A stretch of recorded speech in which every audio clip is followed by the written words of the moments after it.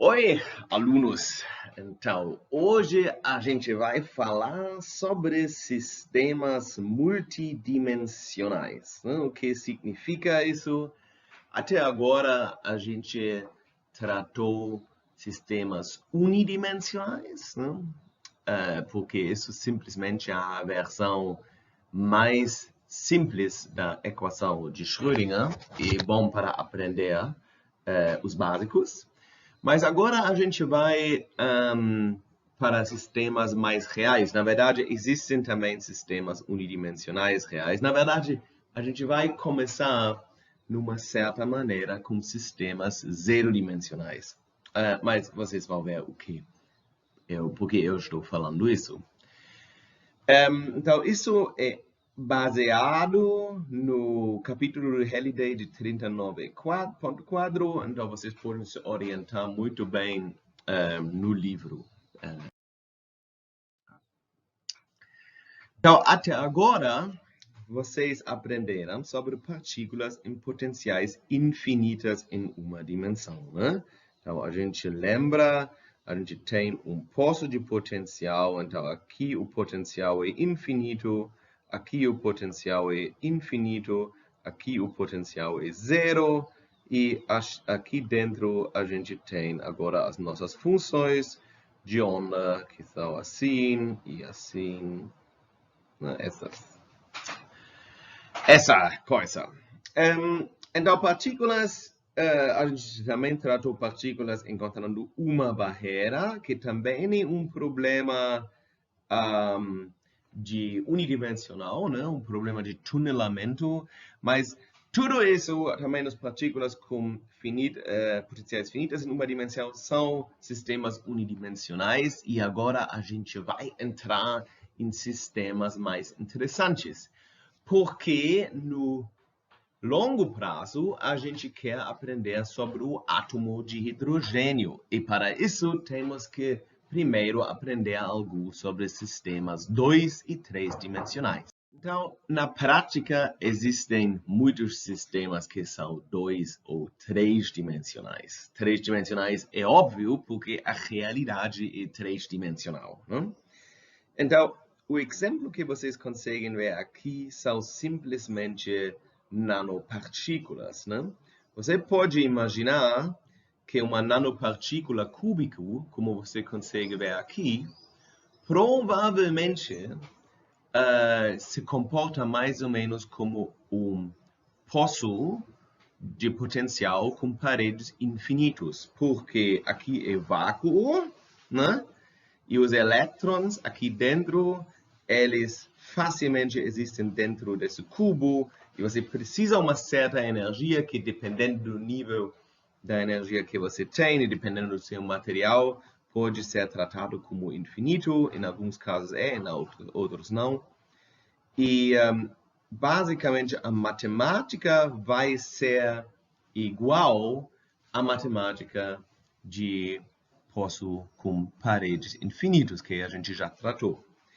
Agora, outro exemplo são esses quantum dots, né? Pontos quânticos. Né? Pontos quânticos, basicamente, você pode ver como átomos artificiais. Né?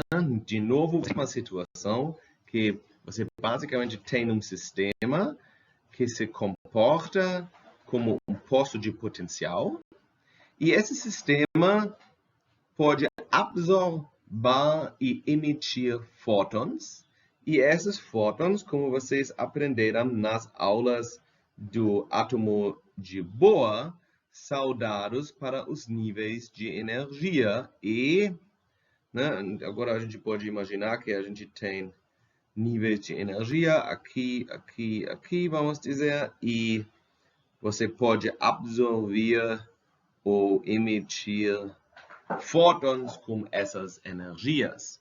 Então, como você consegue desenhar esses níveis de energia, você pode criar materiais fluorescentes em qualquer cor. Então, isso pode ser extremamente útil na engenharia óptica.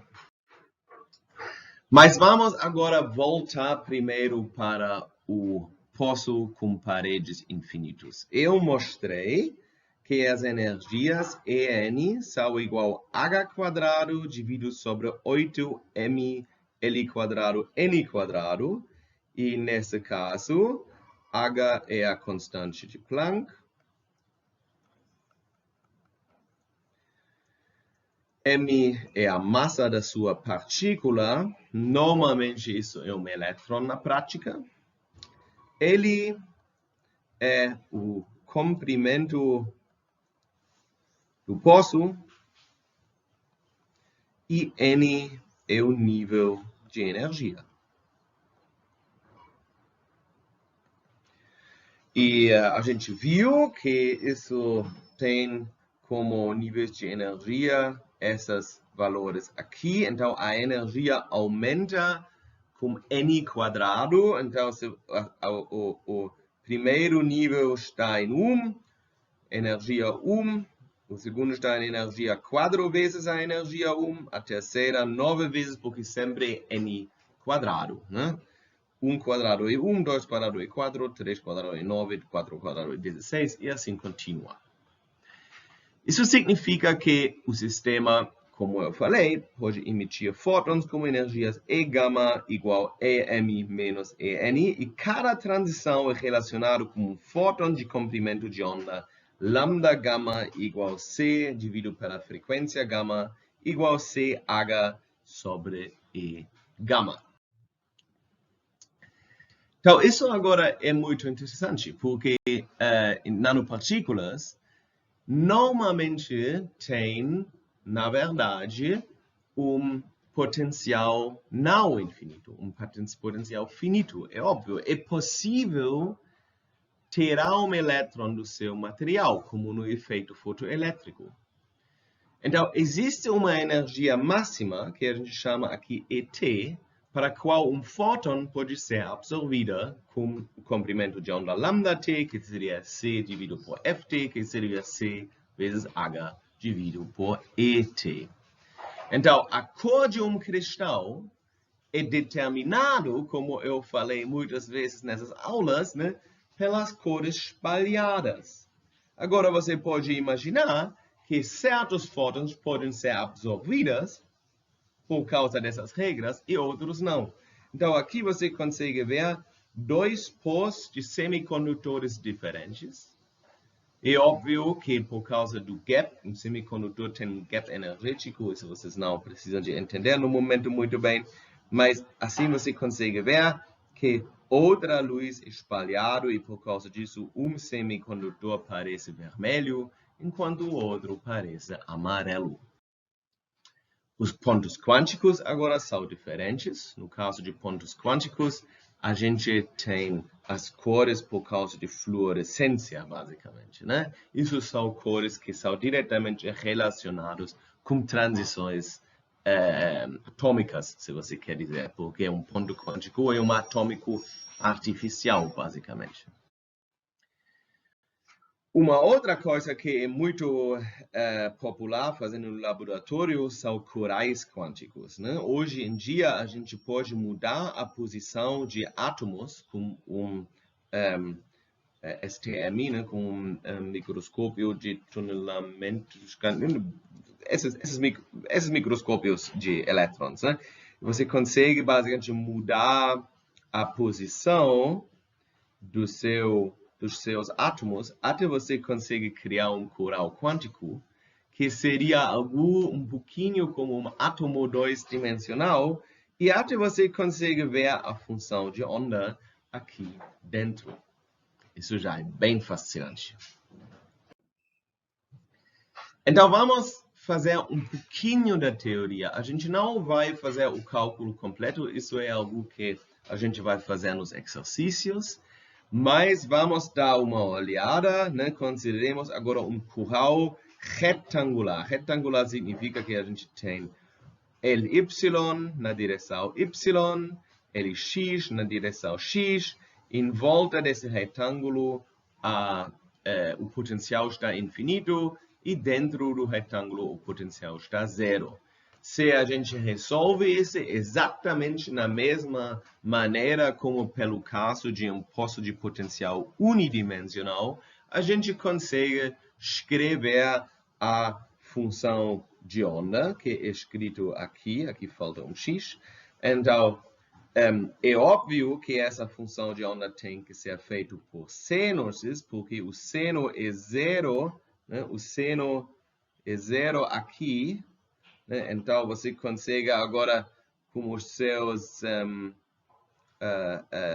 condições de contorno, todos os modos vão ter formas desse tipo, exatamente igual como era no caso do potencial unidimensional.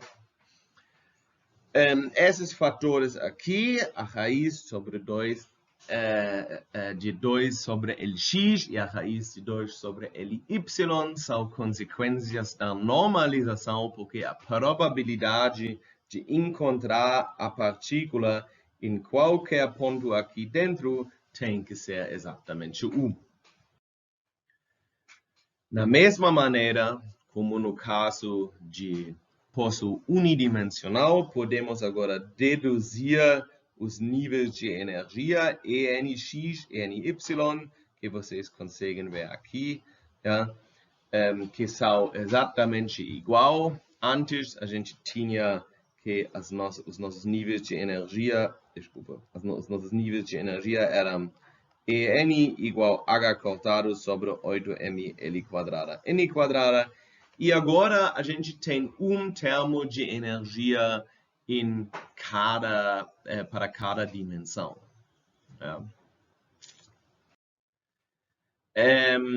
Em 3 dimensões, isso agora vira meio trivial, a gente tem exatamente o mesmo resultado, mas essa vez com 3 dimensões. A gente tem um termo nx quadrada sobre lx quadrada, um termo de ny quadrada sobre ly quadrada, um termo de nz quadrada sobre lz quadrada. Ok, mas vocês vão ver nos exercícios, né? Isso é basicamente uma introdução em sistemas com mais dimensões. E na próxima aula a gente vai começar a aproximar o átomo de hidrogênio, que vai ser um pouco mais complicado. Mas como a gente discutiu já o átomo de hidrogênio, o átomo de Bohr, seria bom agora mostrar basicamente a realidade, como funciona o átomo de hidrogênio de verdade, porque pelo menos esse átomo a gente consegue resolver com uma equação de Schrödinger, e isso a gente vai fazer na aula que vem.